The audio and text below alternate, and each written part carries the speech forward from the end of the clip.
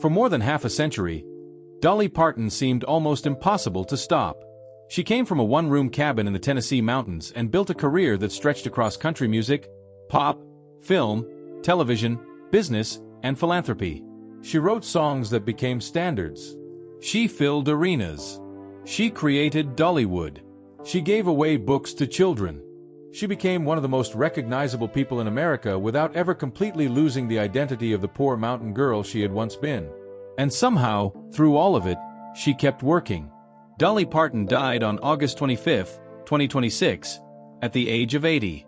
Her death was announced by her family, and her representative said she had been facing a brief battle with cancer. She died in Nashville, surrounded by loved ones.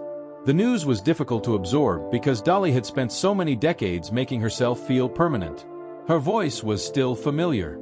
Her songs were still everywhere.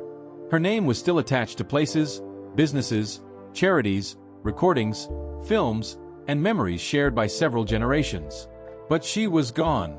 And as people began looking back through the final chapter of her life, attention turned toward the music she made near the end. That is where one especially sad story begins. Dolly Parton's last duet was recorded inside a hospital room. The identity of her duet partner, the song, the circumstances behind the recording, and what actually happened in that room are details that need to be examined carefully. That story comes later. First, you have to understand Dolly. Because the woman who eventually became an international superstar was once a child growing up with almost none of the things people now associate with her name. Dolly Rebecca Parton was born on January 19, 1946, in Sevier County, Tennessee. She was the fourth of 12 children born to Robert Lee Parton and Avi Lee Parton. Her father worked as a farmer and construction laborer, while her mother raised a large family in difficult financial circumstances. The family lived in a small cabin in the Great Smoky Mountains. There was not much money, but there was music. Her mother sang. Relatives sang. Church was part of everyday life. Mountain songs became part of Dolly's earliest education, long before she had access to professional musicians or formal training. Dolly later turned those childhood experiences into some of the most personal songs of her career. Her upbringing was not something she tried to erase once she became successful. She used it. The poverty, the family arguments, the small pleasures, the embarrassment of wearing clothes made from scraps, the determination of parents trying to feed 12 children. All of it became material. One of the clearest examples was Coat of Many Colors, a song inspired by a coat her mother made for her from pieces of fabric. The story was simple. The emotion was not. That was Dolly's gift. She could take something that looked ordinary from the outside and find the human story inside it. She began performing while she was still very young. At 10, she appeared on local television. At 13, she made her first appearance at the Grand Ole Opry in Nashville, where Johnny Cash introduced her. She had already decided that music was not simply something she enjoyed. It was what she wanted to do with her life. After graduating from high school in 1964, Dolly moved to Nashville. She was 18 years old. Nashville was filled with musicians, writers, producers, and performers all trying to find their opportunity. Dolly arrived without the kind of power that could guarantee success. So she wrote. She wrote constantly, and her ability to write songs eventually became the foundation of everything else. In the early years, she was sometimes encouraged to pursue a more mainstream sound. But country music gave her something more important than a market. It gave her a language that fit her. Her songs could be funny, they could be painful, they could be intimate, and they could tell stories about people who rarely appeared at the center of popular entertainment. Then came Porter Wagoner. In 1967, Dolly joined the Porter Wagoner Show, giving her national exposure and helping establish her as a serious country performer. Their professional partnership became an important chapter in her rise. But Dolly eventually wanted to stand on her own. Leaving Wagoner was emotionally difficult, but she turned that separation into music. She wrote, "I Will Always Love You." The song became a country hit for Dolly and later reached an entirely different audience through Whitney Houston's famous 1992 recording for The Bodyguard. That song revealed something important about Dolly's writing. She understood that goodbye did not always mean anger. Sometimes it meant love. Sometimes it meant gratitude. Sometimes two people could care about each other and still have to walk in different directions. That understanding appeared again and again in her music. As the years passed, Dolly's career grew beyond country radio. She became a major film star through movies such as 9 to 5, The Best Little Whorehouse in Texas, and Steel Magnolias. She continued recording, touring, writing, and appearing with artists from different generations. She also became a businesswoman. In 1986, she became involved with Silver Dollar City, which was renamed Dollywood. The park eventually became one of Tennessee's best-known attractions. But fame never completely separated Dolly from the people she came from. Her philanthropic work became another major part of her life. In 1995, she began the Imagination Library, a program that provides books to children. The program eventually expanded far beyond Tennessee and became one of the most visible parts of her charitable work. She also supported medical research and healthcare initiatives, including a major donation to COVID-19 research at Vanderbilt University Medical Center in 2020. Through all these changes, Dolly remained recognizable. The clothes changed. The stages became larger. The businesses became bigger. The audience became international. But the songwriter from Tennessee was still there. And even as Dolly entered her later years, she continued to be connected to music and to artists who had grown up listening to her. Then, in 2025, she lost her husband, Carl Dean, after nearly 6 decades of marriage. Dean had largely stayed outside the spotlight, allowing Dolly to live one of the most public lives imaginable while keeping their relationship intensely private. His death became one of the deepest personal losses of her later years. Yet Dolly continued working. She continued communicating with fans. She continued pursuing projects. And she continued to be Dolly Parton. Dolly Parton's career did not slow down simply because she had already accomplished almost everything a performer could dream of. If anything, the later years revealed another side of her. She became less interested in proving that she could still compete with younger artists and more interested in using music to connect different generations. Her voice became a bridge between the country music she grew up with and the artists who had grown up listening to her. That was one of the unusual things about Dolly. She could work with almost anyone. Her musical relationships stretched across decades and genres. Porter Wagoner had helped introduce her to a national audience. Kenny Rogers became one of her most recognizable duet partners. Linda Ronstadt and Emmylou Harris joined her for the celebrated trio recordings. And younger artists, including her goddaughter Miley Cyrus, brought another generation into Dolly's musical world. The collaborations were not simply business arrangements. Dolly had a particular ability to make another singer feel comfortable beside her. She did not need to dominate a duet. She listened.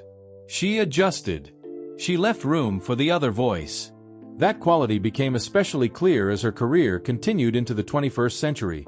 Dolly was no longer simply a country singer. She had become a cultural figure whose music could move between country, pop, rock, gospel, bluegrass, and traditional Appalachian sounds without losing its identity.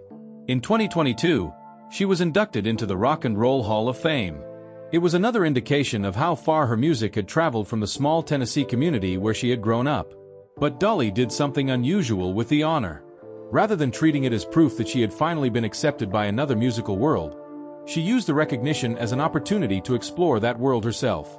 That eventually led to Rockstar, her 2023 album. The project was a major departure from what many listeners expected. Dolly recorded songs associated with rock music and brought in an extraordinary range of guests, including Paul McCartney, Ringo Starr, Elton John, Sting, Miley Cyrus, and other major performers. The album became her highest-charting solo studio album. For an artist who had already spent decades at the top of country music, it was another example of Dolly refusing to remain in one category. She was still curious, still experimenting, still writing, still willing to put herself in unfamiliar territory. And that curiosity had always been part of her personality. Dolly understood that music changed with time. She understood that audiences changed. But she also understood something else. A great song could survive those changes. That belief helped explain why she continued returning to songs she had written decades earlier. Jolene could be performed by a younger artist and still make sense. I Will Always Love You could move from country to pop and become something entirely different without losing its emotional core. Coat of Many Colors could be heard by someone who had never lived in Appalachia and still feel personal. The songs were specific, but the feelings inside them were universal. That was why Dolly's collaborations mattered. She was not simply appearing on someone else's record. She was passing something forward. One of the most meaningful examples was her relationship with Miley Cyrus.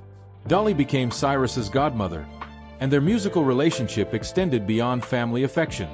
They performed together and recorded together, giving audiences a rare connection between two very different generations of performers. Dolly could stand beside a much younger artist without trying to imitate youth. She simply remained herself. That became one of the defining qualities of her later career. She did not seem frightened by change. She embraced it. In 2024, she also released Smoky Mountain DNA, Family, Faith and Fables, a deeply personal project connected to her family history and Appalachian roots. The album reflected another side of her work, the part that was less concerned with commercial success and more interested in preserving where she came from. Family had always been central to Dolly's music. Her brothers and sisters appeared in her memories and stories. Her mother remained an important influence. Her father represented hard work and determination. And her husband, Carl Dean, remained the person who knew Dolly away from the cameras. They married in 1966, after meeting in Nashville in 1964. Carl avoided the entertainment industry almost completely. While Dolly's face appeared on television screens around the world, Carl preferred privacy. Their marriage lasted nearly 60 years, a remarkable contrast between Dolly's highly public life and the quiet world they maintained away from it. Then, on March 3, 2025, Carl Dean died at the age of 82. For Dolly, it was a deeply personal loss. She responded through music. She released If You Hadn't Been There, a song written in his memory. The song was not presented as a spectacle. It was Dolly doing what she had done throughout her life, taking something she could barely explain in ordinary conversation and turning it into a song. That became increasingly important as Dolly entered the final years of her life. Music remained her way of communicating. Even when circumstances changed, she continued to find ways to create. In 2025, she spoke publicly about wanting to tell her life story while she was still alive. Instead of choosing a conventional biopic, she developed Dolly, a true original musical, a stage production built around her life and music. The production was planned for Broadway in 2027. She was still thinking about the future, still building projects, still planning, still creating things that would exist after she was gone. But her health was changing. She postponed a planned Las Vegas residency and later canceled it as her health problems continued. Publicly, Dolly still tried to reassure people that she intended to keep working. Then came August 2026. Dolly Parton died at 80 after what her representatives described as a brief battle with cancer. The specific type of cancer was not publicly disclosed. The reaction was immediate. Musicians remembered her. Actors remembered her. Fans gathered at Dollywood. People who had never met her spoke about her as though they had lost someone they personally knew. That reaction made sense. Dolly had spent decades creating the feeling that she was speaking directly to ordinary people. She wrote for people who had been left behind. She sang for people who were lonely. She performed for people who needed to escape for 3 minutes. And she kept returning to the same basic idea. Music could make difficult things easier to carry. Her death changed the way people listened to everything she had left behind. Old performances resurfaced. Old duets were watched again. Songs that had once seemed familiar suddenly carried the weight of memory. And the sheer number of artists who had shared a microphone with Dolly became part of the story people were revisiting. Kenny Rogers, Porter Wagoner, Linda Ronstadt, Emmylou Harris, Miley Cyrus, Reba McEntire, and many others. Some collaborations had been playful. Some had been historic. Some had been deeply personal. Together, they revealed how unusual Dolly's career had become. She had spent decades surrounded by other voices, yet somehow her own remained unmistakable. Now she was gone. The music remained. The recordings remained. The performances remained. And so did one particular story connected to the very end of her life. A story that requires a much closer look at what happened around her final days and the recording that has become the subject of so much emotion. There are moments in music that go far beyond stage lights, golden records, and roaring crowds. They become sacred stories, quiet, heartbreaking, and forever etched into the souls of those who hear them. In her final days at Vanderbilt Medical Center, Dolly Parton knew time was quietly slipping away. The glittering gowns and grand amphitheaters were behind her, replaced by the soft glow of bedside lamps and the steady, rhythmic hum of medical monitors. Yet, even as her physical strength faded, her spirit remained radiant, grounded, and deeply tied to the one thing that had defined her entire life: her music. Surrounded by doctors, close family, and lifelong friends, Dolly reached out and made one final request. Looking at those around her with tears in her eyes, her voice soft but filled with unmistakable resolve, she said, "I'm not ready to go just yet. God gave me this voice to bring comfort, and I've got one more song left in me. Bring the microphones. I want to sing one last duet." No grand studio was needed. A simple mobile recording rig was wheeled into the quiet hospital room, its wires running past the medical equipment. Beside her bed sat her lifelong singing partner, holding a weathered acoustic guitar. His hands trembled as he tuned the strings, overwhelmed by the reality of the moment, fighting back tears before they had even played a single note. The nurses stepped back, the room grew completely still, and the small red recording light began to glow. Dolly leaned gently toward the microphone, resting against stacked pillows. Taking a deep, careful breath, she opened her mouth, and that legendary angelic high country voice filled the room. It was fragile, carrying the weight of her long journey, yet astonishingly pure. "The sun is setting on the mountain ridge. We're standing close beside the final bridge." Her duet partner closed his eyes, tears streaming down his face as his deeper weathered voice rose to weave beneath hers. For those few minutes, the hospital room completely dissolved. They weren't in a medical ward, they were back in the heart of the Smoky Mountains. Two souls bound by a lifetime of love, faith, and timeless country harmony. Outside in the hallway, doctors, nurses, and passing visitors stopped dead in their tracks. A heavy, emotional silence swept through the floor as that unmistakable, heartwarming voice echoed softly through the quiet corridors. People wept openly, holding each other, knowing they were witnessing a miracle of grace and love. As the final guitar chords slowly decayed into absolute silence, Dolly looked up at her partner with that famous warm smile, placed her fragile hand over his, and whispered, "That was the sweet one. That's the one I want them to remember me by." It was more than just a song. It was a queen's final gift to the world, a wish fulfilled from a humble hospital bed, leaving behind a melody that will live forever in our hearts.